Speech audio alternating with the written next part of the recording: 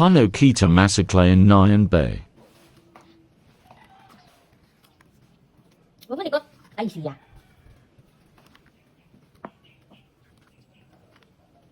Likot.